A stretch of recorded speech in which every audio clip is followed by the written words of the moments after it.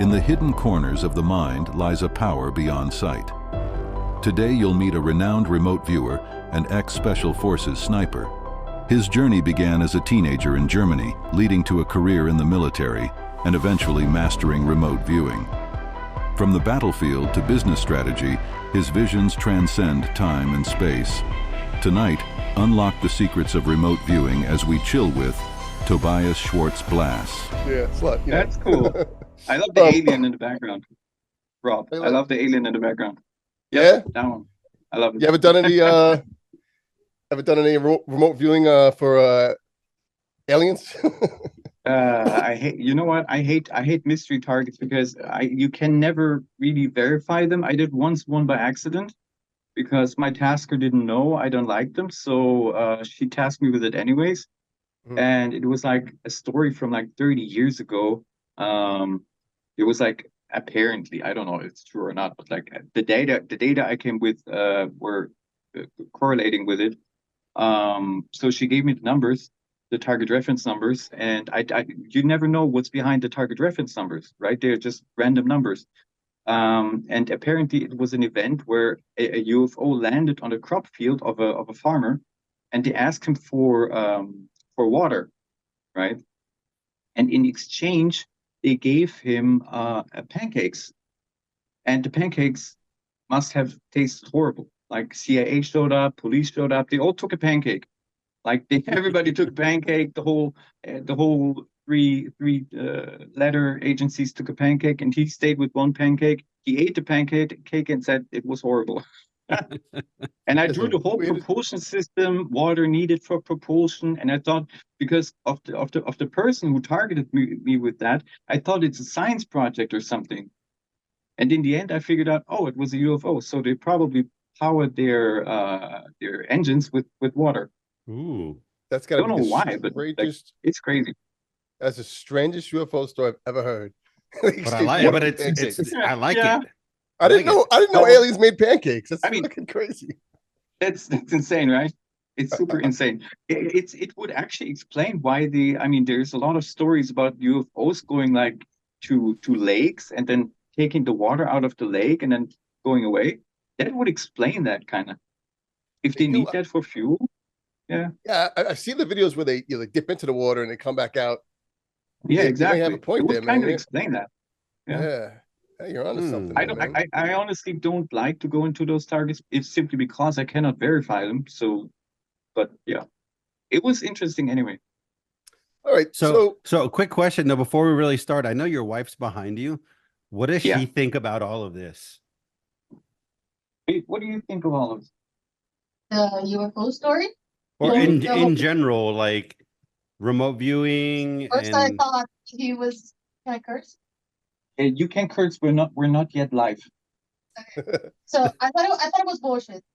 He first started with like, nah, you're kidding me.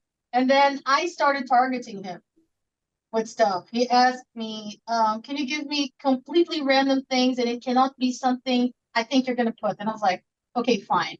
Let's see this thing. And then he did it.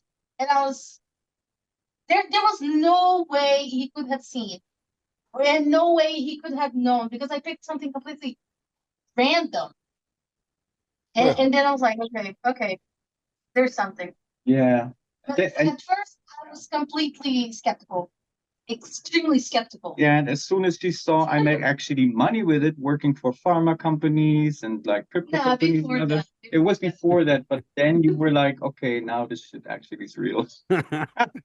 Can I use that? Can I use her what she said in the show? I think so. Yeah, it's fine. It's fine. It's fine. Okay. She said it's fine. It's in. And yes, you could curse all you want. Because sometimes.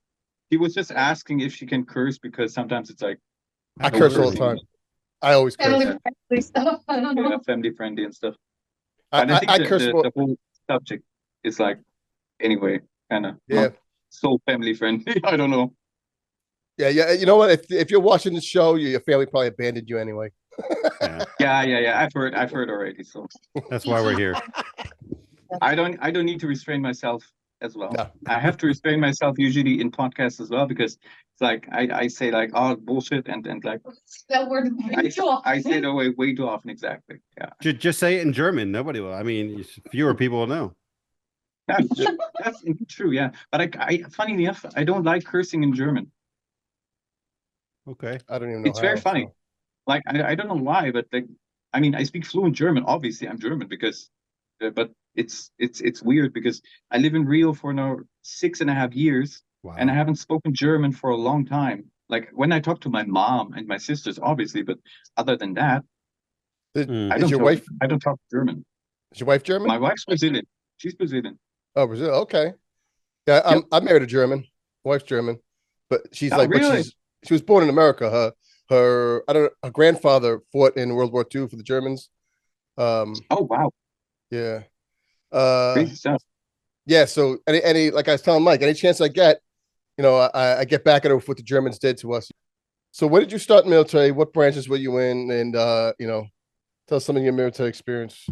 All right. So I joined the army when I was 17. My mom wanted me to study medicine, psychology, or something else. And I told her, like, look, I'm going to join the military for 12 months, and you are not going to stop me. I'm going to get your signature, or I will do nothing with my life. What she didn't know was she didn't sign for a 12 months contract, but for a 12 years contract. You gotta read that fine print. Was a little white lie there. I mean, yeah, well, because you're not eligible to apply for special forces if you don't have a 12 years contract. Wow. So, like, I had prepared for 2 years already. Since I was 15, I had prepared, and I joined I joined the army, the German army, when I was 17, almost 18 actually. So even if she wouldn't have given me her signature, I would have joined in a couple of months anyway, right? I went to basic training. That was 4 months. Then I went through specialized basic training because I had the goal to go through to special forces. Then they were like, okay, now you can go to tryouts. The tryouts are really hard. So I had a couple of times in my mind, you're going to give up. But since my mom and my stepdad discouraged me so much and said, like, hey, you're not made out for this. They look for totally different people than you. I'm a kind of guy, when you say to me, like, you cannot do this, I do it even more. I want to do that even more. Mm-hmm. So I was like, especially when we go to the whole thing, because tryouts are taking 4 weeks in Germany for being a reconnaissance for a recon operator. And it was like really freaking hard, especially the last week. Because the last week is it's a little bit like SEER training in the United States. Mm-hmm. It's like the last week is a played hostage situation, right? So they put you in a cage, they play loud music, loud rock music, baby noises, and like baby you gotta screams. You cannot second. You gotta be the hostage? Yeah, we were all hostages. Okay. And at some point we had to escape. Yeah, at some point we had to escape. And we had to run and stuff like that, and we had to go through interrogations and stuff. A lot of people gave up in that stage, and then of all the people who made it, not even I think 11 people made it, and they selected 6 of us. So even though you make it, sometimes they just, based on your personality, if you fit in or not, they say like, nah, you don't fit in here, sorry, and then they give you another option. Right. Then, in special forces, we have the four what do you call that? Specializations, right? Being a breacher, being a medic, being how do I say that in English? The heavy weapons guy, or being the team leader, right? And I decided to be a medic in the beginning. So my first training was being a medic. Then I said, okay, I want to be more. Because you never stop training, right? You always want to be an asset to your team. So I said, okay, I want to do sniper training. I want to be a sniper. That's my next step. And they said, okay, you're a good shot. You can do sniper training. And I went on sniper training. Went a couple of times to the United States, one time to Canada. for training, and then funny enough, then they dissolved my unit, the recon unit, and then I had to switch to another special forces unit, which is in the Black Forest.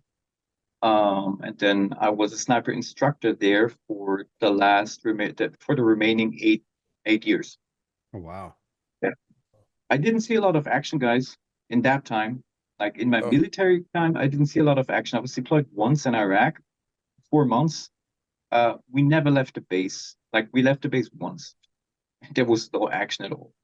Oh, damn. And then in 2017, I had the chance to go fight with the Kurds in Syria, in Raqqa, and liberate the city from the scumbags, and was like their capital. The capital of ISIS was Raqqa, and it was the last stronghold they had. So I was like, yep, I'm in.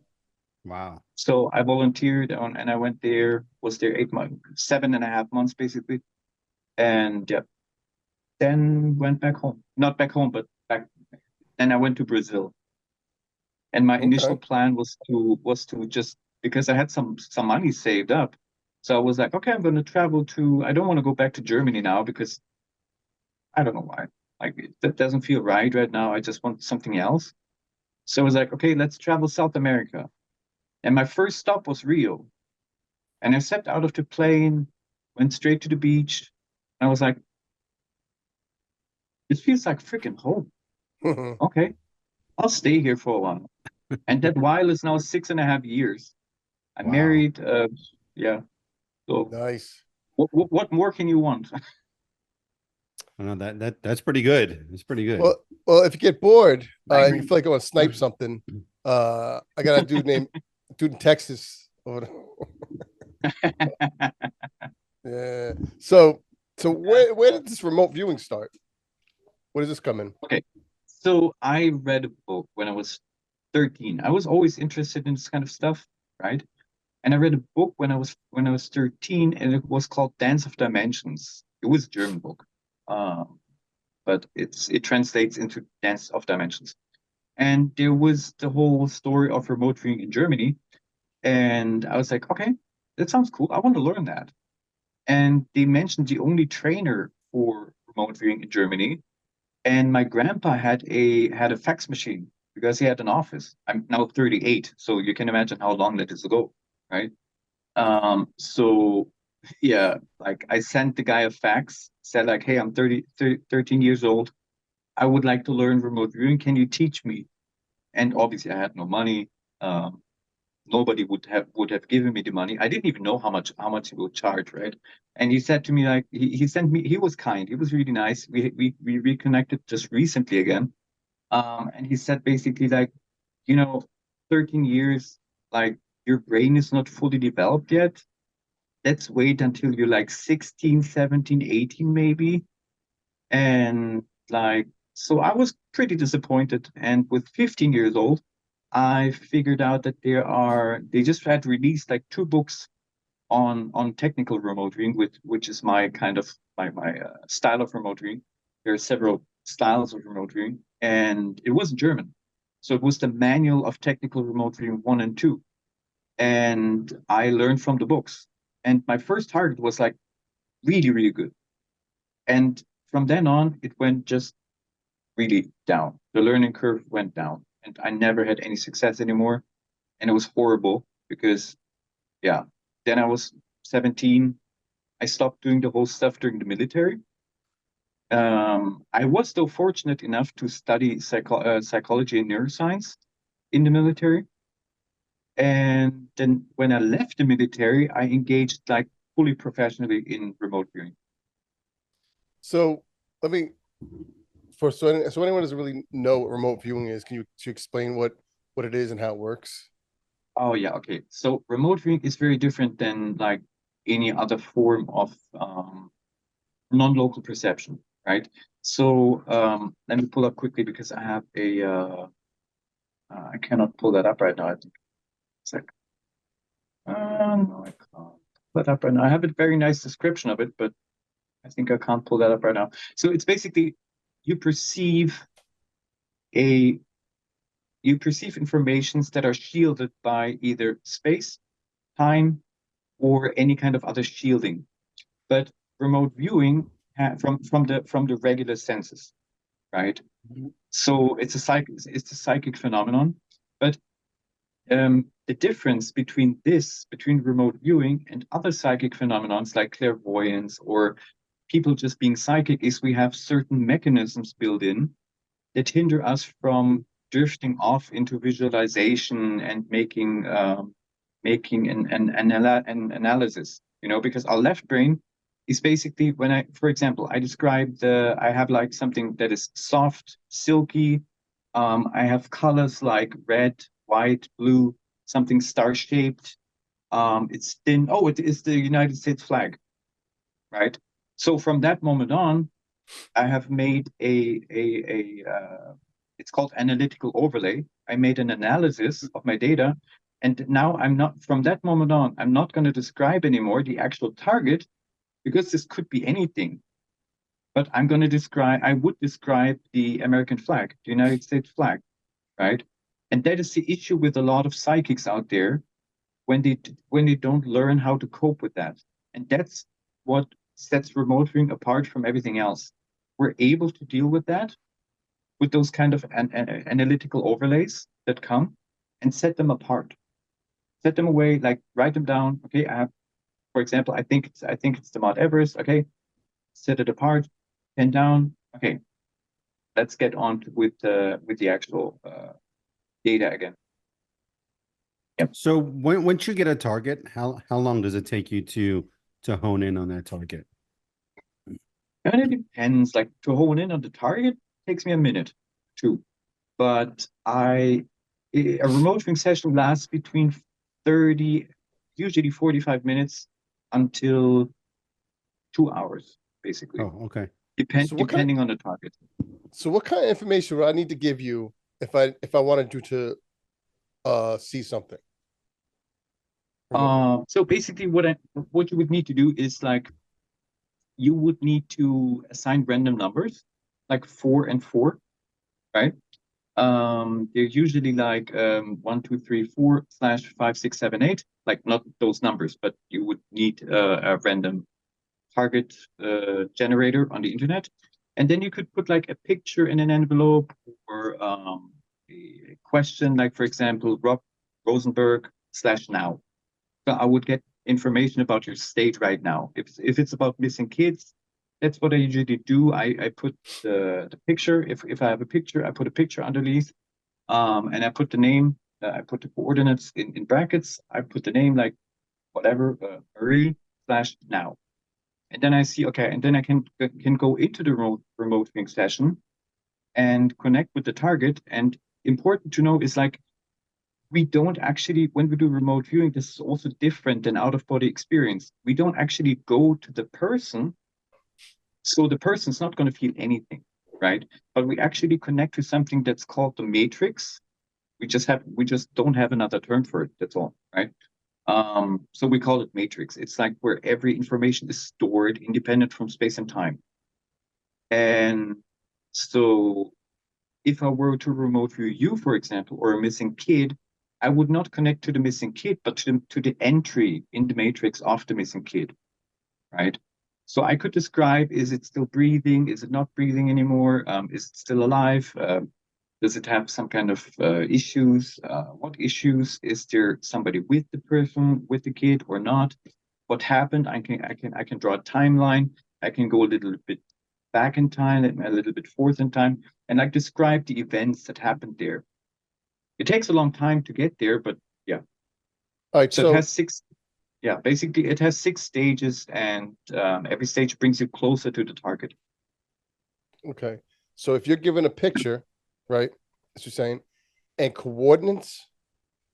Yep. Like, so how would they provide the coordinates for a missing child if they don't really know where the kid is? No, it's not. It's not geographical coordinates. It's just random numbers. It's literally just random numbers.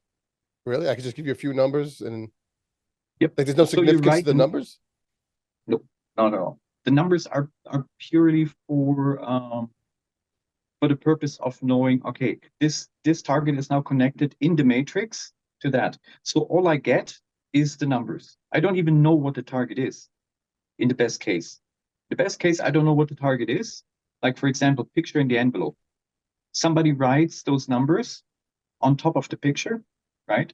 Those randomly generated numbers, and also writes them on top of the on the outside of the envelope. And I just need pictures. I just need the numbers, and I can tell you what's in the envelope. What picture is inside of the envelope. So And it's basically, pretty good. because it was written down, it's now in the matrix, is what you're Exactly. saying. So it's written Exactly. down. It's something that's already happened in time that's connected Yes. with whatever picture it is. Exactly. So Yep. he sees the numbers, but not the picture, because they're connected Yes. in the Yes, bigger exactly. scheme of things. Exactly. Because if I would see the picture, I mean, if it's a missing child, okay, I don't care, right? Because I don't know. I go for the unknown, right? But if it were like photo calibration target, where what we do sometimes just to see if our skills still are on point, right? I don't see the picture at all. Only in the end, when I'm finished and I have my description and I have like, okay, I think it's this and this and this, then I get shown the envelope, or what's in the envelope, or the PDF file, or whatever, right? Because you can also do this with a PDF file. It doesn't need to be on paper. And then, yeah, that's it. I can also go in the future. I can go like, I can do research for companies. That's what I actually do. I do research for companies. I can see, okay, if we go into negotiations, if we take that route, how's gonna that turn out for us? If we go that route, how's gonna that turn out for us? And I can tell them, okay, if you want to win, like if you're gonna have this medication approved, you need to go this and this and this way, for example. But the thing is, I have a really strict work ethic.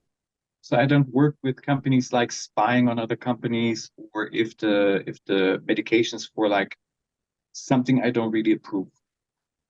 So it's your So- You get my point? ethical, your You get my ethics. point?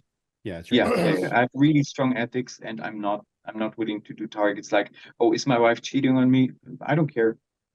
Hire a private investigator. Seriously. Yeah. Well, I'm And I do the unethical. same. Yeah. So I got It's a few, okay. I got a few questions for you. No, but that's the same for my trainees. I screen my trainees based on their ethics, right? I teach remote viewing as well, and I screen my trainees based on their ethics, because I don't want to teach remote viewing, especially like after 10 years of experience. I don't want to teach people this extremely valuable skill, this extremely accurate skill that the CIA used for a long time is still using, actually, to people who do bullshit with it. So Yeah. if I wanted to, or somebody who knows our remote view, if I want to see how a stock will do, is that something you could see, in the stock market? Oh yeah. Well, there's methods to do that. I actually drew the Bitcoin in the beginning of the year. Oh no, at the end of last year, and so far the chart's accurate. But the thing is, like, people tried the lottery and stuff, but in remote viewing we have a restriction. We cannot see numbers. But there's something called associated remote viewing. So I can, for example, say, okay, I can take two different pictures, where somebody can prepare them for me. Like, one picture is for, okay, it's going to go up, and the other picture is for, okay, it's going to go down, right, at the end of the day. Right. Or on the next day, it's going to end up or down. The problem is, I think, I don't know, like, it's significantly working. Like, most people hit like 65%, but I think there's something intervening. I don't know why, but like, there's something intervening, because it would be cheating the system, So people have a problem, and it's called the displacement phenomenon. So sometimes you describe even though you don't know both of the pictures, you describe the other picture that says it goes down, but on the next day it actually goes up. So you still describe the picture in its correct form, even though you don't know both of the pictures, but it still ends up with the other point, with like actually going up or down depending on whatever, right? So the only thing that I got to work from for now is horse races. Ooh. And that is still in work. Like I know a guy who has bought a car with it and basically paid his whole remote training with skill. So it's doable. I just didn't look into it very much yet. That's all. Because I make, I mean, yeah, I make more money with just working for companies and teaching, and I'm not really willing to promote for horse names. You know, I did it once, and I had Normandy Beach, which was horrible during D-Day, and all the emotions, like especially if you have been to a war, all the emotions crashing in on you, it felt horrible. And it was like, okay, and you know, the name of the horse was Meet Me at the Beach. So it was clear, okay, it's the beach. Okay, meet me at the, and that horse won. I didn't bet on it because I don't bet, but yeah. Well. So have you thought about bringing your training to the military for their use, or is that even a thing they would entertain? They already do that. Special forces already do that in the United States. Yeah, they hire freelancers. I mean, there was a project until 1995. The Project Stargate. And the military actually invented remote viewing. Really? The military in cooperation with SRI. INSCOM, the United States Army Intelligence Command, they invented that stuff. Huh. They funded with $20 million, which was back then a lot of money. They funded the whole program. It's interesting because I work with INSCOM. Oh, right. Yeah, so that's funny. I work for IMCOM, but I work with INSCOM. Oh, that's awesome. That's really pretty strange. Okay. Yeah, Mike. Yeah, you just need to look up Project Stargate. I will do that. It's literally on the CIA.gov website.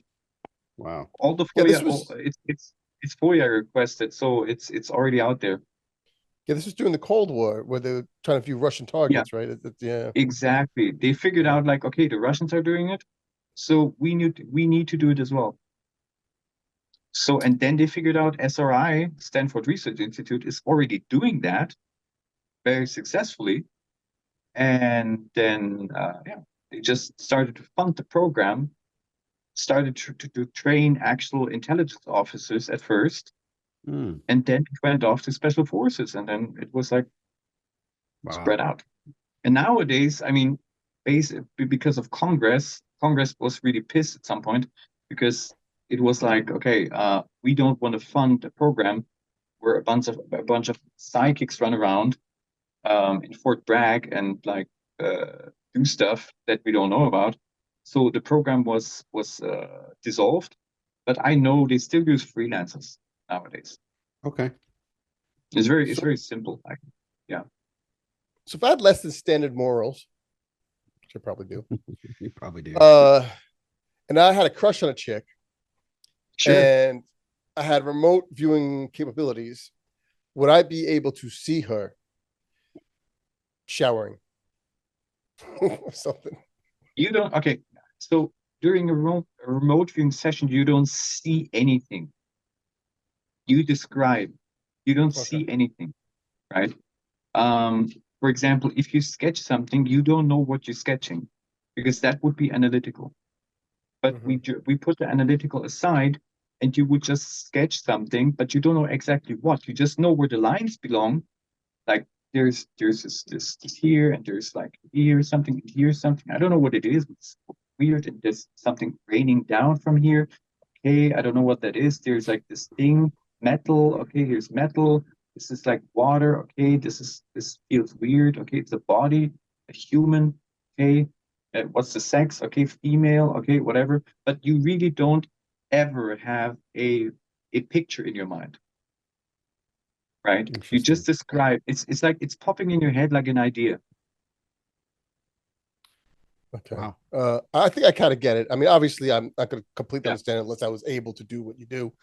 But no, I think and also you said if I had the remote viewing capabilities, everybody can learn that. It's not restricted. Everybody has the ability. Everybody can learn it. That's what it was actually developed for.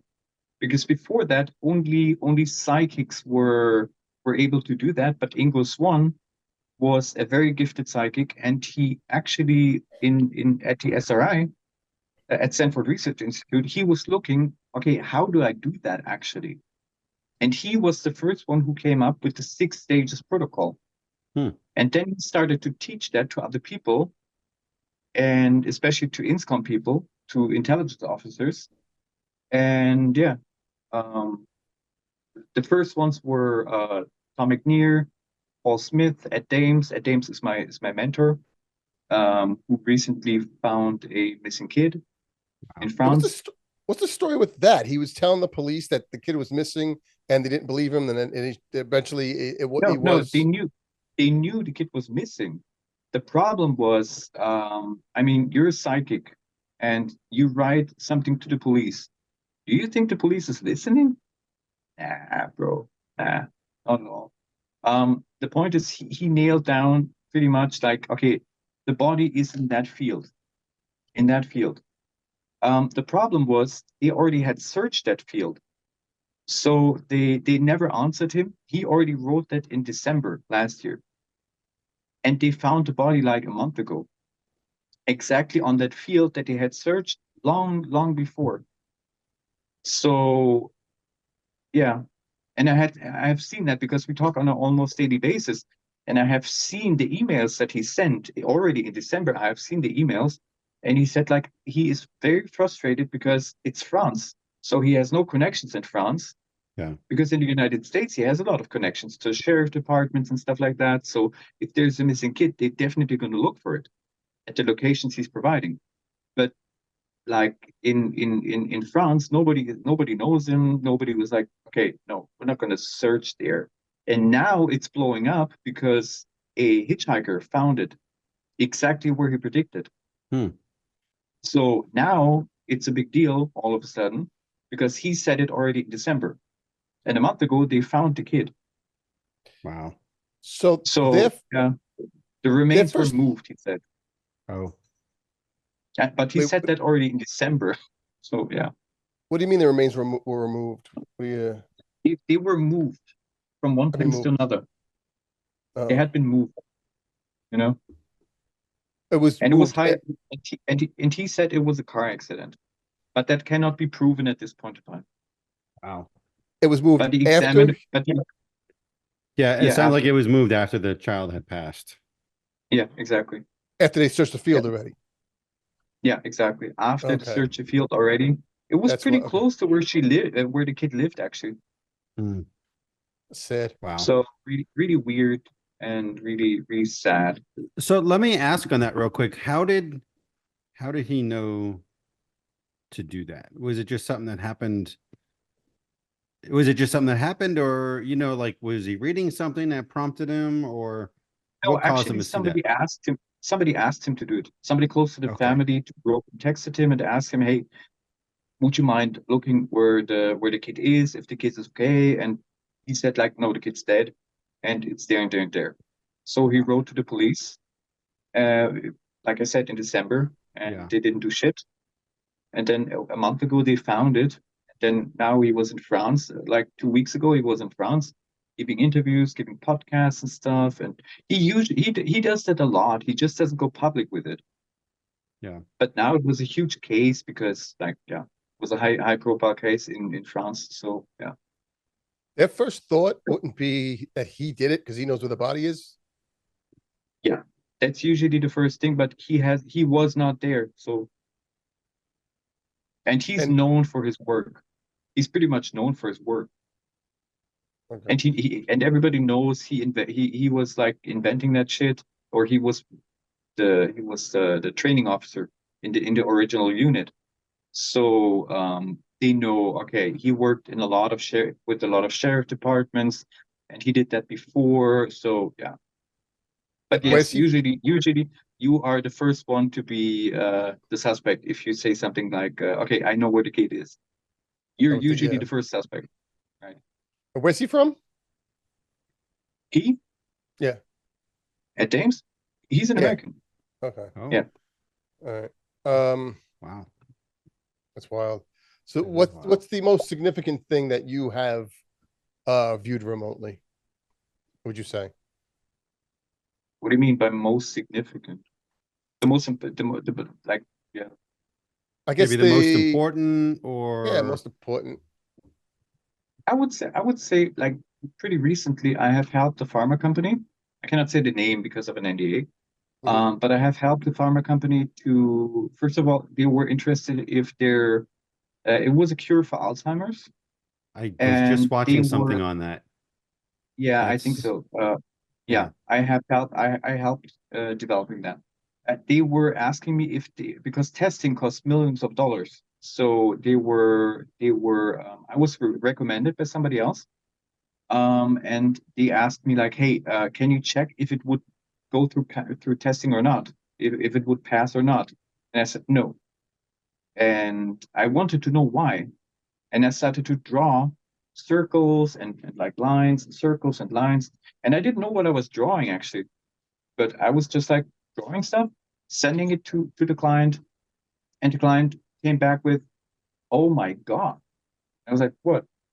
And they said like to me, like, "You draw the bonding structure of the actual medication." And you showed us where the mistake is. And I was like, "Oh, that's cool. Now I get 1% of the sales." That's Hey, pretty yo, significant. that's Yeah, his pharmaceutical company. It's big.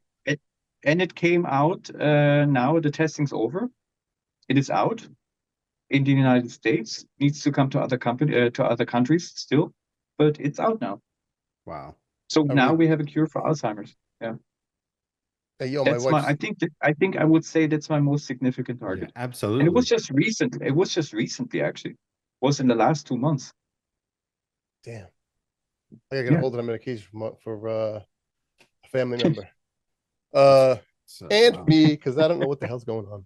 Has your wife ever asked you to remote? What's your wife's? You mind telling me your wife's name, or I won't. You don't have to tell me if you're not Do comfortable you with that. mind if I say your name?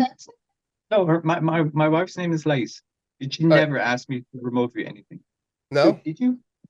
No, you never asked me to remote view anything, right? I think when I lost something, I think I lost my phone at home. She lost. Yeah, right. She lost her phone once, and I found her phone. Right. That's the only time. And how much money you saved her? That's amazing. That's about useful skill. I don't know if I saved her money because it was at home. Oh, so, but in in a complete random place, she would have never looked. So wow. and she had searched. Yeah, like she says, she had searched everywhere before except that place. Exactly. Wow. So yeah. Got tired of searching after half an hour, and I was like, Toby, can you do that? And it takes me like, I don't know, 20 minutes to describe the location. So it was like, okay. Oh wow. It was fast. Really fast. That's Oh very yeah, cool. I did it really fast. It took like, I don't know, how long did it take me? Nope. It was really fast. Yeah, it was really fast, like not even 20 minutes. Maybe Wow. 15. I don't remember, to be honest. So have you taught your wife? No. Does she want to learn? She did. She asked me the same question before, actually this week, but I don't do that because I believe if you have a relationship where you cannot trust your partner, you don't belong in that relationship. So I don't need to know. If she wants to tell me something, she will. No. I mean, did you train? Can you train your wife to remote view? I could. She just doesn't want to. Oh, okay, that's fair. She's got you to do it. At one time. She's in college, bro. She studies international relations. She has like no time for that. She's got enough stuff going on. Yeah, maybe in the future, but like right now, it's like, yeah. She has no time for it. And it doesn't even take that much time, but it takes like at least 7 days, like ongoing, until you have the full protocol. I split it usually in like a 5-day course where you learn the basics, so you can do your own stuff and everything, and then learn stage 5 and 6. And 6 is where you get the most information out. You need like 3 more days, right, to learn all the tools and everything, the timeline, where you can move back and forth in time, where you can locate objects and everything like that. But you can locate objects otherwise as well, just by saying, okay, describe the target is the phone. Describe the immediate surroundings. So you just start to describe the immediate surroundings, sketch it, draw it. Unfortunately, we just moved, so I can't even show you examples because everything is in boxes and we don't have the boxes here. So yeah. Interesting. Yeah. Sorry for that, guy. It's okay. So this would have helped. My wife, her diamond fell out of her engagement ring, and she calls me. I was at the grocery store shopping, and she calls me. She's crying on the phone, and like I didn't know who it was. It was my daughter. And like I don't, but she was so upset, so crying. I don't know. My diamond fell out. I was like, oh shit! Because the day before we had a party at the house.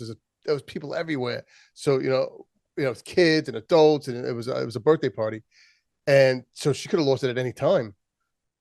So I get home.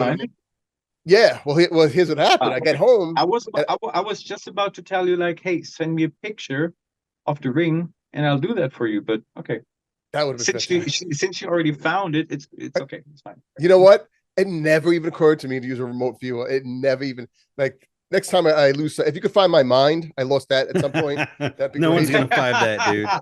I don't think I can find that, buddy. No, lost forever. Lost. So I told her go to the garbage. Maybe threw it away. So I go in the backyard. On the patio, there's pavers and it's all wavy and stuff. And I don't know how you can see anything. But I bend down to throw some drinks in the cooler. I look over, and so I'm like, I'm down here. I might as well just take a quick gander on the ground. I look over. The diamond was sitting right there. I'm like, what? So it wasn't even the ring. It was just the diamond. Just like a diamond. Yeah. Yeah. I'm like, what? Which is really hard to find. Yeah, man. I can't believe it. That the luck, bro. The luck. Oh my God. So yeah, seriously. I'm her favorite person forever. so actually, no, I'm not. I got a question. So when you do your courses that are 5 or 7 or 8 days, do you get a report back on success, or do you keep in touch with your previous students? I always keep in touch with the students. Yes, always. They can always send me this. They can always send me to sessions. They can always say okay, hey, I have still issues with this and this, and I will happily give them feedback on stuff. I will happily have a quick Zoom call and tell them okay, look, this is what you need to do now. This and this and this and this, and then your problem solved, right? Or do more of these exercises, do more of that exercises. I just released a book actually, so they can. Sometimes I just even tell people nowadays. It was released I think in January, February, either late January or early February. I don't know. It's called the Remote Viewing Skills Enhancement Workbook. You can find it on Amazon. Just Google my name and not Google my name, but search for it remote viewing, and it's going to be under the top 5 or top 6, 7. I don't know where it is right now, but somewhere along these lines. And it is because it's based on my sniper observation skills. So I basically combined those two because I had an interesting conversation about okay, which profession would come close to being a remote viewer, being a sniper. And I didn't even make that because I just came to the conversation when they already had decided that. Then I said, guys, I'm just writing a book right now about my perception skills because I was the one who created after I started. That's why the military sent me off to study psychology and neuroscience to design a new program for perception and for the perceptional skills of sniper, right? Because I don't know if you guys know, you probably know that, Mike, because you work with INSCOM, but snipers shoot maybe 5% of the times, right? So the other 95%, we actually observe. So we are behind enemy lines, either in a sniper hide or in a ghillie suit or otherwise camouflaged, and we just report back what we see, what we perceive, right? Sometimes, usually nowadays, you have photo equipment, and you have high-tech equipment, satellite, you can just send it back. But now, in my days, we didn't have all of that, right? So we needed to literally just with the radio, tell the radio guy okay, it looks like this, it goes diagonal up in a 45-degree angle, then a tank. Describe a tank. How the heck do you describe a tank? In words, right? So I mean, you can do a drawing, but we were not able to even send a drawing over. Mm. So I was the one designing the new Special Forces sniper perception development program, and they still use it nowadays. And I have incorporated one exercise that they still didn't realize how it works, but they sense when when somebody's aiming at them. Okay. I can sense when somebody's aiming at me, no matter how far away. If it's I don't care. If it's like 1 mile away, I don't even see the sniper. I feel in my stomach when somebody's aiming at me, because the whole, how can I describe that? The whole energy is changing. You know? Yeah, And it's like so when almost, someone's looking at you, even if it's from behind, you just exactly. And I have just enhanced that with neuroscience and with certain exercises. And nowadays, special forces snipers in Germany, they just know, okay, somebody's aiming at me right now. And we tested that a lot, like rifle to the left, and I said, nope, not right now. And I gave back by radio, like, now you aim at me. And it was like, ah, shit, yeah, okay, great. And we did that a couple of days in a row, and I never failed. So that was pretty cool. Yeah. And then they adopted that. That's interesting. I don't know how fun that is, though, having someone pointing a rifle at you. And As long as they don't pull the trigger. I mean, the thing is, if it's not loaded, it's funny, but if it's not loaded, I don't feel a thing. Really? But So it was loaded. It was loaded. Jesus. And that's something you usually don't do, but they had to finger off the trigger. So I trust my buddies. Yeah. I trust my buddies in that case, right? I don't. If Mike was doing that to me, nope. Sorry. Awesome. Good reason. Rob, let's shoot first and then ask. Yeah, let's shoot first and then ask if I see it. You feel that, Rob? Yeah, I fucking feel you, jerk. So, Rob, you're a good shot. Am I me? Am I a good shot? Was Mike a good shot? Can you shoot? Can you shoot? Are you good shooter? You can hit a target. I mean, I can hit my dad was a sharpshooter, so he could shoot. You know. Mike? No, my dad. No, his dad, but I can. No. I wasn't a sniper. I did law enforcement for 24 years. Oh wow, awesome. Yeah, but I did it in the Navy. I did it in the Navy. Okay. So his Navy. Awesome, so I was saying, my dad used to. You can see my stuff there. Was able to hit a target like he used to go into competitions and stuff when he was a cop. Also, he was also a cop. And also actually he was in the Navy for a little bit. And he used to be a fucking, what do they call that? I don't know, he could shoot anything really. So yeah. Probably designated marksman. Yeah. Something like that. Yeah. Cool. Yeah. Awesome. So I mean I can shoot man. Mike in the face, but not with a bullet. Do you guys live close to each other? I hope not. Rob's in New York. I'm in Texas. Okay. Yeah. Oh, you're in the best state. Which one? You're in the best state. You're in the best state. I agree. I take no offense to that. I wish I could live there, man. I mean, I have a Glock 19 here. Yep. I have a sniper rifle. I have an AR-15. Not a sniper rifle. I have an AR-15 here legally, like not illegal, illegally, right? And an ugly Taurus, but recently laws changed, so yeah. Now it's getting harder to get guns. Yeah, I know. And also guns. Do you know what I paid for my Glock 19 here? I mean, let me see a Glock 19. How much? Yeah, well, like usually, in the United States, like $500-600. Yeah, $500. Yeah, about that, right? Yep. Here, I paid $3,500. Oh my god! Holy shit! Yeah, I know. It made me poor. No, it didn't make me poor, but like I was single at that time. Yeah, and I was living alone. I just had my dog, and I was like, well, I'm just gonna buy a Glock now. Yeah, it's my dream gun. Let's buy a Glock. Let's buy a freaking Glock. I always surf with I surf with the Glock. I put a Trigicon on there, Trigicon RMR, a light underneath. Epic thing. You could travel to the United States, bought the gun, and came back a little bit cheaper. No, wouldn't have been. I couldn't have imported it because the taxes would have been the same. because Oh. it's not because of like it's more expensive here because it's made here. It's made in Austria. Yep. But the problem is the taxes. They kill it. Yeah. They kill the price.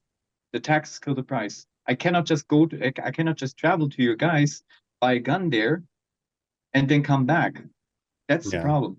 That's also the issue why I don't have a sniper rifle now, because I was planning on getting a DD what was that? Yeah, it was Standard Defense, a DD. I don't remember, a 308. 308, yeah. And yeah, exactly, a 308, but I don't remember exactly the yeah, anyways, the model I don't remember, but it was kind of cheap, and I made all the payments already. Yeah. And then the law changed, and now I can't have it. Yeah, I just sold my 308. I sold my 308 for $300. Yeah, mine was like around $10,000, even though in the United States it's below $2,500. Yeah, well, for a really good one, yeah. I was just had a hunting 308, and it was that like was an amazing one. That was an amazing one. I have a scope, like a really nice Nightforce scope for that. But what am I going to use this for? It's a 4.5 until 32. So what am I going to do with that now? Yeah, nothing. Man, I'm crying literally because I can't get my sniper rifle. I'm a sniper, an ex-sniper. What am I come doing? live in Texas then. Yeah. You live in Texas. Go hunt. I thought about it. Yep. My That wife sucks. just doesn't want to. That's all. Oh, really? She wants to live somewhere else, but not in the United States. What was her name? Lacey? Like that. What'd she say? What did you say? I don't want to start talking like that. If Toby ever starts talking like a redneck, I swear to God. Yeah, that's funny. That's hilarious. Okay, Mike. Cut that out. No, just kidding. That's hilarious. Yeah. I mean, my accent is pretty clear, I think. So except for the little German thingy there, but so my brother-in-law is German. He was born in Berlin. My sister-in-law, both my wife and her two sisters are Filipino but raised in Australia. Ah, nice. Okay. So yeah, so my best buddy's from Australia. We got family all over. It's crazy. So now my sister-in-law and brother-in-law, the German one, lives in Austria. So yeah. So we'll go visit them at some point, but very international. Cool. Okay. It's crazy. So Austria or Australia? What did you say? Both. Ah, okay, because my best buddy is from Australia, and he also was in Special Forces. He was in Australian SAS. Okay. Which are also pretty great motherfuckers. Like, yeah, they're pretty badass. He's a cool motherfucker. Yeah, he's a badass. Yeah. See, Rob is talking about me. Make sure you put that. Rob said, "I'm a badass. I'm a cool motherfucker." All right. He's neither. He doesn't even come close. It's true. No, I love Mike. He's awesome. No, you both guys are awesome so far. Thanks, man. So far, it's all good. You just wait. We can fuck that up. All right. No, all good. Okay. So just fart. Is that what he did? So, yeah, Mike actually taught weapons training, right? Yeah, I taught special weapons and tactics. Cool. Team movements. I taught the actual CQB, weapons stuff course. like that. Yeah, we didn't go too much into detail. It was just a basic course for entry level law enforcement, team movements, and But it's important. Absolutely, it's super important. It's just the basics that you need to start off with the foundations. So it was It was fun. It was fun, but I had to retire. I'm like, I'm done. I got too old. Yeah, got tired. No, I get it. I did the same when I started to come to Brazil. Initially when I came to Brazil, I started to give sniper courses and CQB courses and stuff like that. But it was like I don't know, because the quality here is really bad. Yeah. So they were like all over me, like, oh yeah, like I don't know, were like hating me. Yeah. People like the other instructors were hating me. Like I said, like, okay, I don't need that. I still have remote viewing as a profession, as an actual profession. So don't need that. It's fine. It's just fine. So you said you trained in the United States for a little bit, right? When you were in the military? Yeah. So I trained at Bragg. So Bragg doesn't exist anymore, by the way. It's now Fort Liberty. They changed its name. Seriously? Hmm. I don't even know that. It's Fort Liberty now. Just to let you know. Sorry, Rob. Ah, thanks. But Fort Bragg sounds more badass. Agreed. Like I have Kinda very does. fond memories of Fort Bragg. Seriously. Wow. Okay. It had to do That's- with That's the whole sad. it had to do with the history of the name. Okay. Yeah, politics Optics. got involved with it. Makes me kind of sad. Yep. That makes Because you the sad. whole sign, I mean, you have been to Fort yeah. Bragg, right? I The haven't, whole but I've sign- seen it. the Yeah. whole- Okay, so the whole sign Fort Bragg in the entrance gate and the entry gate, sorry, and stuff like that. So Yeah. what does it say now? Fort Liberty. Yeah. Palm hand. Okay, great. Yeah. Palm face. Okay. So, Okay. Well, how It would is you what it is. describe? How would you describe the difference in training between the United States and other countries that, Germany that you've trained in? okay. So let's start off with the German sniper doctrine because we have a very different approach to sniper training, right? We are trained to be one sniper. You guys are trained to be one sniper and one spotter, Mhm. right? Our doctrine says like, okay, we're one person, right? Especially in special forces, we're one person. I'm my own spotter, and I go alone into the field, usually. I can go with other people if I need to. I can take teammates with me, but usually I'm the only one, right? So opposed to the United States, where and I also have trained in Canada, which is also a bit different, in Goose Bay, and so in the United States, you're basically trained to have a spotter with you at all times. That tells you the wind, that tells you the changes, that tells you your holds. I didn't need all of that because I had that in mind, right? With the 308, it's really easy. Like I probably still can say to you like, okay, 200 meters, like, yeah, whatever. Like, depends on the rifle, but yeah. Would you say that's a Right. better method to use without a spotter, to learn how to use without a spotter, I guess? I don't know, to be honest. I mean, having a spotter gives you a certain kind of security because you're not alone. Somebody's looking out for you in your back, right? He's not only focused on the target like me, but he has actually also like the eyes behind you, right? While I have to set myself up, according to German sniper doctrine, I have to set myself up for like being alone.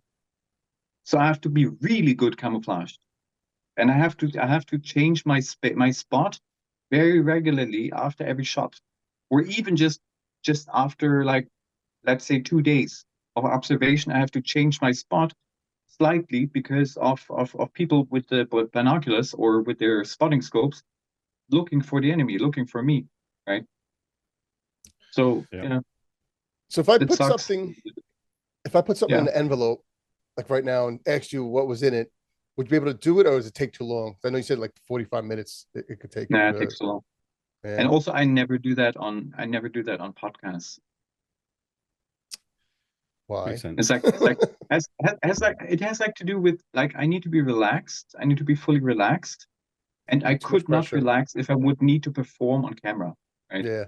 That's like Yeah. my mentor is doing that regular, or had to do that regularly, but like I'm not doing that because I'm like feeling too pressure. I would do it like if it were prepared up front, and I could do it here, like, but I think I still would be nervous because if I'm wrong, I'm like, because then my whole reputation is like Yeah. out of the window, Yeah.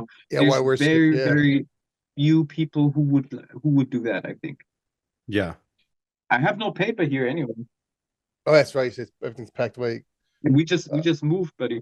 But we can try it another day if you want. Yeah, let's try another day. Definitely. That's no problem. Yeah, to be continued. It's no issue. So I can totally do. I need to teach you. I need to tell you exactly how to prepare the target. But yeah, we can do that. Definitely. okay. That sounds like Sweet. fun. So how much does one of your courses You go can even for? publish it if I go wrong. I mean, Yeah, we I have got no we interest have in doing we that. have a hit rate of like 88%. So if it's 1 out of like 1 out of 10, that is wrong. Okay, let's Yeah. try it again. That would make yeah. I'll hit the second one, so I don't care. Well, what's the cost of your courses? So the basic course is 1,499, which is pretty cheap for like other people's courses for 5 days is like $2,000, $3,000, $4,000, $5,000. I now do my first group training, which is $699 per person, and my group is very small. Advanced training is like, gosh, I would need to look at my website now, but I think it's like $799, something like this. It's for 3 days to 4 days, but like I said, everything's included. Like after training, like I give you training targets with you. I'm always available for my trainees. I always say like, okay, if you need something, just text me. I literally give them my WhatsApp number or my Telegram or my email, my Twitter, whatever, and say like, hey, if you need something, just text me. Send me a session, scan it, photograph it, I don't care. And I'm going to tell you where you went wrong. And then we take it from there. That's awesome. Right. Yeah.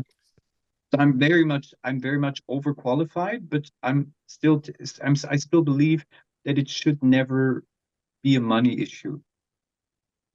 So I offer even payment plans for people who say like, hey, I really can't come up with that amount of money right now. Then I say, okay, then I just pay it out.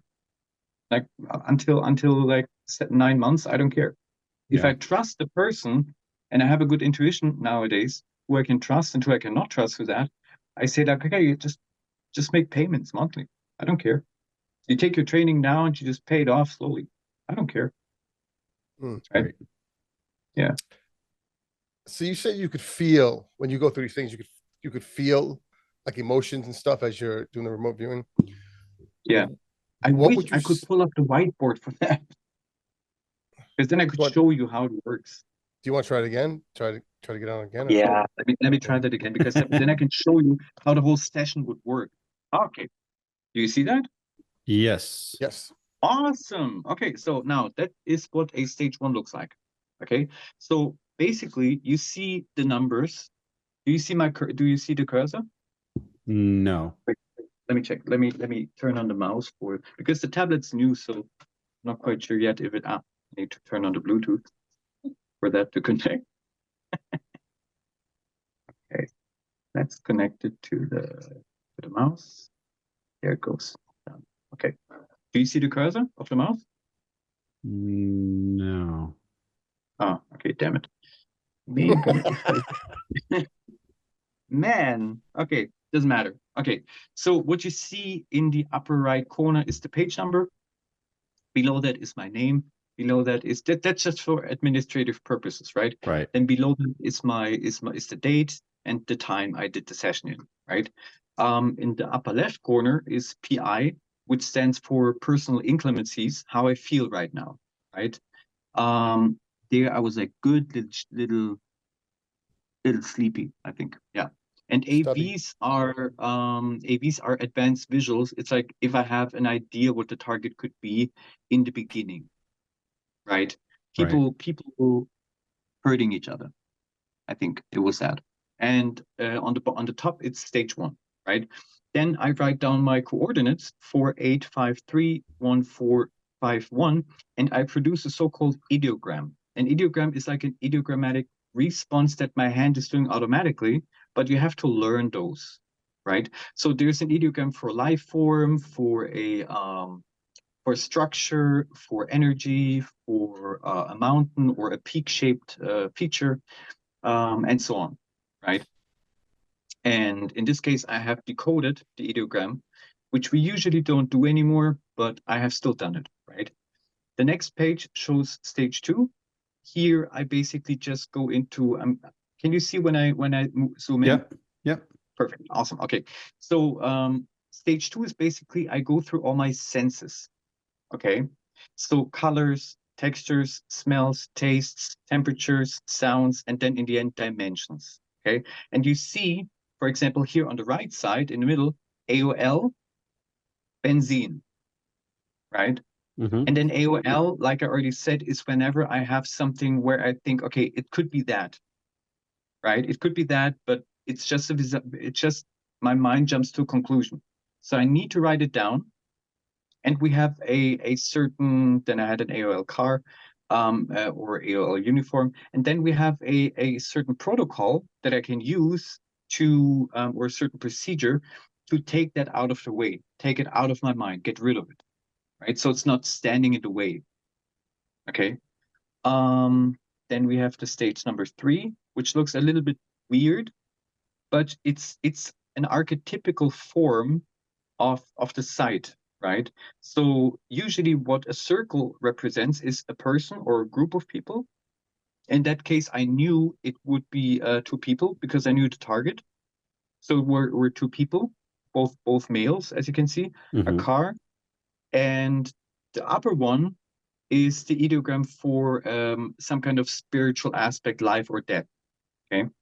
The next one is a stage 4. And here we come now to this is basically, that's the point where what you learn until that point you learn in the basic course, okay?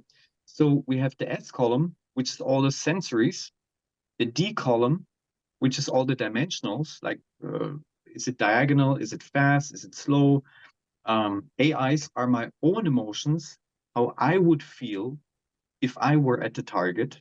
Here I had danger, uncomfortable, unhealthy, and the other one, death. Yeah.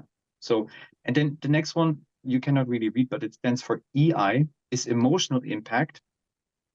And it basically says, it basically describes the emotions that are present at the target location, right? In that case, it was proud, facing it with eyes open, surprise, and bad intentions.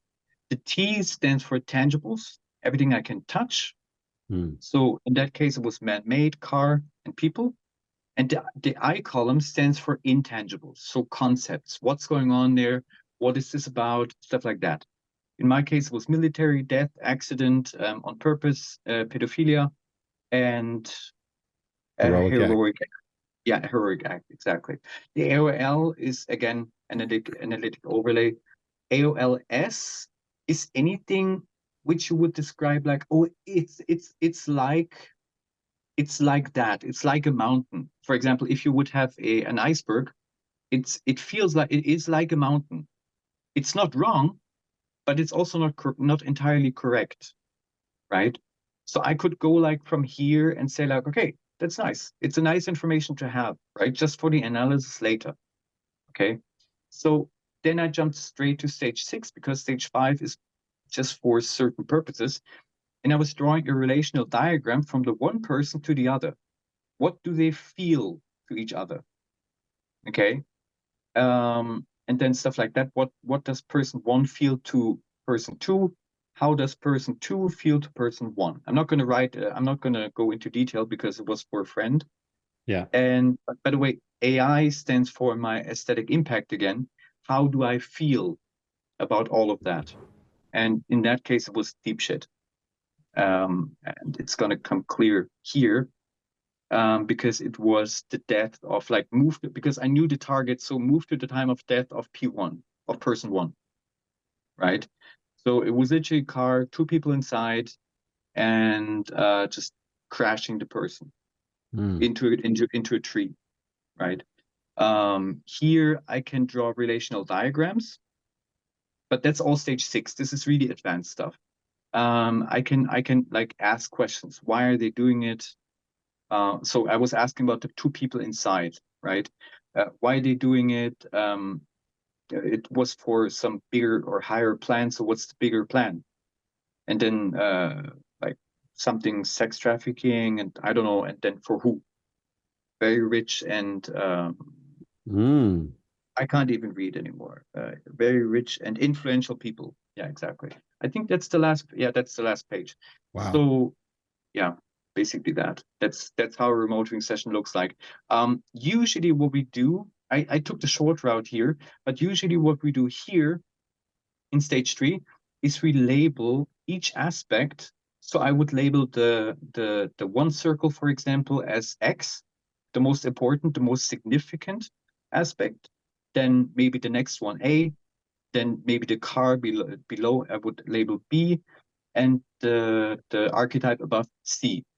And then I would start the session all over again and get information about every single aspect that is present at the target site individually, right? Wow. So that in stage 4, I can get information individually about each and every aspect. Is it made out of metal? Is it made out of whatever, right? And what actually is it? Okay, because here I had car, people, man-made, so it was all mixed up. But since I knew what the target is, I wanted to get to stage 6 as fast as possible. So I took the short route. Right, there's 2 routes to go to stage 6. And I didn't need all the other information because I already knew what it was about. And so, yeah, but basically it stops here. And in the end, you would make a site template where you put all the stage 3, all the sketches you do here about every single aspect, and all the information here, you put all of them together in one paper to give basically an overview. And it also provides context about what is that, right? Because if, for example, if I go for medical information, like what is the like somebody has a medical condition, and nobody can figure out what it is. I just don't need to know it's a tumor. I also need to know where it is, right? Or in my case, for example, the bonding structure of the medication, right? I need context for that, right? I'm going to stop screen sharing now. I think that was good. Yeah, I'm that was glad really I had good. that on my. I'm glad I had that on there because yeah, that was great. Now, so That now was- you see, I'm not really. How can I say? I don't see anything. I don't have pictures in my mind.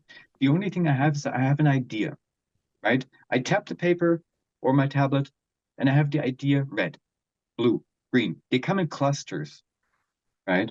Then I tap again. And if nothing comes anymore, I make a dash and I go to the next subject, for example, colors.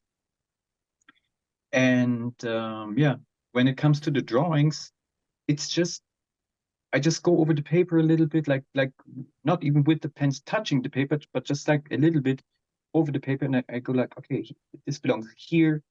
Okay, there's something here that belongs here, and you just feel it over time, right? You just learn how to feel that.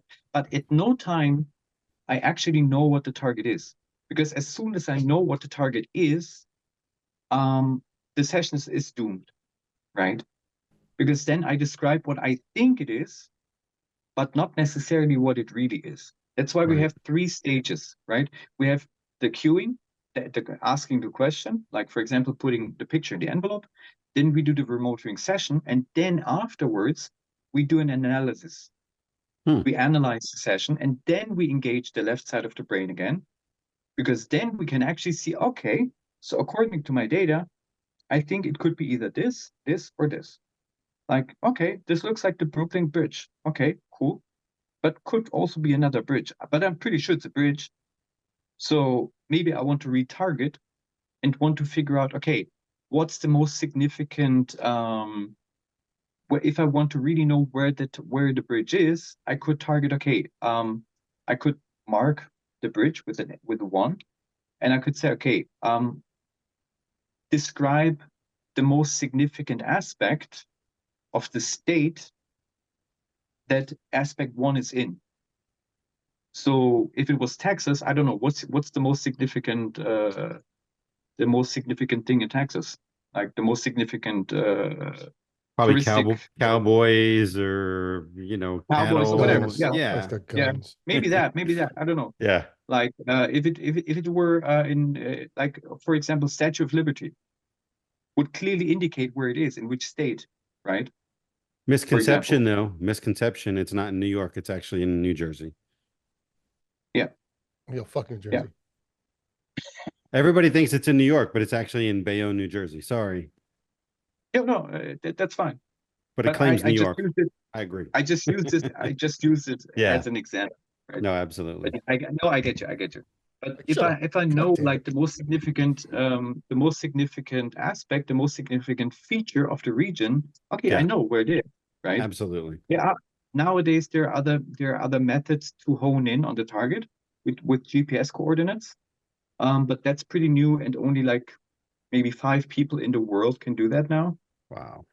And Ed is one of them. I'm one of them. And I'm traveling in October to Sacramento to learn the last bit because he's retired now. I'm the last student.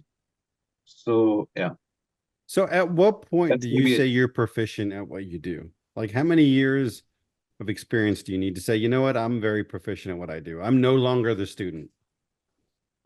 You're always a student, but because you never stop learning. But I would Right. say after 2, I mean, if you're really engaged, if you do 1 remote training session per day, or at least one every 2 days, after like 6 months, you can say, okay, now I'm okay, now I'm good. Okay. But a real professional working for a company, working for people, I would say it needs at least 1 year or maybe even 2, depending on the person's learning curve. And Sure also enough. depending on how much the person is taking in terms of training, right? But I mean, you get your first like if you go on a course, the first remote training session is the best. That's called the first timer effect, right? Mm. So we put it basically a little bit on the fact that we overwhelm the unconscious mind and the conscious mind, so it has no defense to put up, right? Because it doesn't know what happens. Yeah. So if I monitor somebody through the session and tell them like, just put the pen on the paper. What's the first impression? What's your first idea of what comes to mind in terms of colors? Oh, red, okay. Green, okay. Not sketching. What do I sketch? Just sketch whatever. Just whatever comes to mind. Don't think about it. Just start sketching, and the people start sketching, and they sketch right. So the first session is always good. The second is sometimes also good, and then it goes down. Then you dive down, and then you need to keep like 2 weeks with bad sessions, with bad remote training sessions, and then it goes up again, reaches a plateau, then it goes up again a little bit, reaches a plateau, and so on, right? But you need to keep on. You need to keep going because Yeah. otherwise you're not gonna get proficient. Yeah, those 2 So I weeks can would be say, very discouraging, I could imagine. yeah, it is, and that's why so few people are actually able to do it because you need to stay on the ball, Mike is staying on the right? ball. So You need I to think it keep would your. be great to do a session next time, an actual from beginning. I think Yeah, that would be sure, awesome. well, sure. so it's basically like you're creating a riddle for yourself from the things that you're feeling or viewing, and then you have to solve that riddle. Is that a good way to describe it? Yes and no, because I want to know something. For example, I want to know like if it's a missing person, I want to know their current state, right? Or if it's if it's problem solving, I want to solve a problem that I have, right? It's kind of a riddle. And the cue, the question that I ask myself needs to be written in a very specific way, right? But and for photo target, it doesn't matter at all, right? You just literally print a picture, put random numbers on there. I'm going to send you the either you do it by dice rolling with a role play dice like 8 times, it doesn't matter, or you just use a random number generator. I can send you the link to one. It's So really it's like simple. writing a book that's already written, but you've never read it. Exactly. Yes, exactly. You're just trying to figure out. That's actually, yeah, I might steal that, Mike. That's actually pretty good. That's a pretty good analogy. That's pretty good. That's I mean, actually I'm pretty. here all day. Fucking hate Yeah, you, thanks. Mike. That is I pretty thought good. I thought riddle was pretty good, you son of a bitch. I fucking hate you. Yeah. Yeah. I'm gonna remote for you and slap you in the fucking face. Oh man. That's pretty good. Yeah, I gotta that's try pretty this, good. man. So the first time sounds like when you do Molly, it's the best the first time. After that, it's all downhill. You're so dumb. Yeah, because your conscious mind is not used to it, and is also has no defense mechanisms. How about this? You tell us how, or you send us the email, whatever, how to do the description that you would need. Yeah. And we'll do 10 envelopes with, I guess, what, like pictures? Would that work? Hey, baby, Yep. hold on a second. Yeah, definitely. Okay, and then You just need one picture. You don't even need an envelope. well, I want to do a percent, or maybe 5. Like I want to do like, so you get like 4 to 5, something like that, like just in case. Okay, sure. So and we could. What's actually quite nice is if you have like 5 of those, and I get to choose. Like I have no clue what's in there anyway, right? Yeah. But you show me like 5 envelopes, I cannot see what's in there anyway, and I say like, okay, I want the third, the one in the middle. I don't know why, but it feels like I have multiple choice. That's what exactly. But I don't know anyway what's in there. The only thing I'm going to ask you is not put any kind of UFO in there, please. No stuff like Bigfoot. No mystery stuff, right? Okay. So basic stuff like toaster. I don't care, like a bridge, a waterfall, mountains, whatever. I don't care, right? But just not something that's very no war stuff, please. Yeah, because I react really badly to war stuff, right? Yeah. And no numbers, right? Yeah, no numbers, obviously. Just a picture. You can take pictures of like Pixabay or whatever. Doesn't matter. I wonder, Rob, if you do 3 and I do 3 and he gets to pick whatever he wants. Yeah. Just do that, guys. Yeah, Mike. Maybe it's like a book that you haven't read, you fucking jerk. No, it's literally really simple, and I can do it live. Yeah, that would be great. I can do it live on my tablet. Okay. Right? All right. So next time I need to build more out of the show though. That'll probably go pretty quick, wouldn't it? Well, how long would it? You said like 45 minutes it takes you. About 45 minutes, yeah. All right, that's fine. Depending on the target, can take longer. So that's why I would recommend using an easy target, like like a mountain or something basic, right? Like a lake, whatever, right? Not something with multiple aspects, because the more aspects it has, the more time I need, right? Okay. All right. Exactly. Yeah, we'll do a whole show on just that. It's pretty easy. Just please do me a favor. Don't use the Eiffel Tower. That's all. Because the Eiffel Tower is something that I use in all my examples, but I never task my students with the Eiffel Tower. And I tell them it's not. I will never task you with the Eiffel Tower. This just creates in my mind like, no, it's not a bad thing. The Eiffel Tower is great, but it's just I use it in so many examples that if I would get an AOL like Eiffel Tower, I'm sure I would not be able to get rid of it anymore. No Eiffel Tower. Yeah, that's the only reason. You can use something similar. The Leaning Tower Pisa. Yeah, exactly. Leaning Tower Pisa. Whatever you guys want. Perfect. Right? I don't care. I really don't care. Right. I like it. Keep it basic. Keep it as basic as you can, but like, yeah. Just for the time purpose. And clean. I kind of have like one boob or something, right? It's like, no, I see an eye. I think it's an eye. I would draw it, and I could come to the conclusion it's an eye, but